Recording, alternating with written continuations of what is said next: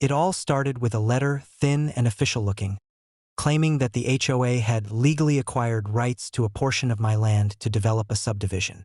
I laughed at first, thinking it was yet another overreach from Karen and her board, but a visit to the property quickly proved otherwise. Bulldozers had been there, and foundations were being poured for what looked like 120 new homes. The audacity was staggering. They were building an entire neighborhood on my land without my permission, or at least that's what they thought. Years ago, anticipating the possibility of disputes over property lines, I had set up a legal contingency that many developers and HOAs would never suspect.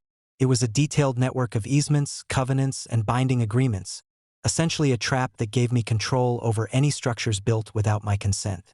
Every building permit, every utility hookup, every road connection had clauses that could revert ownership or impose automatic penalties if the property was occupied or sold without my explicit approval.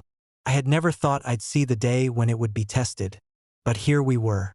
I walked the site calmly, observing the crews laying foundations, erecting walls, and digging trenches.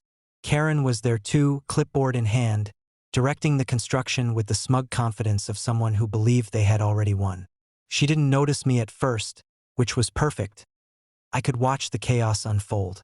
Then, I stepped forward, documenting everything. Photos of the foundations, video of crews, and even drone footage of the entire development. Every action they took was now recorded, providing concrete evidence of unauthorized construction.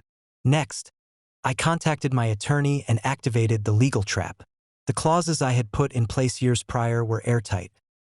Any construction on my land without my explicit approval automatically triggered reversion of ownership for each plot. In effect, each of the 120 homes, once occupied, would legally become my property.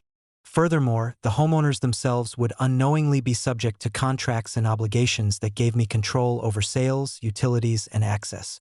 Karen's grand plan to assert control over my land had just become a legal nightmare for her, the board, and the future homeowners.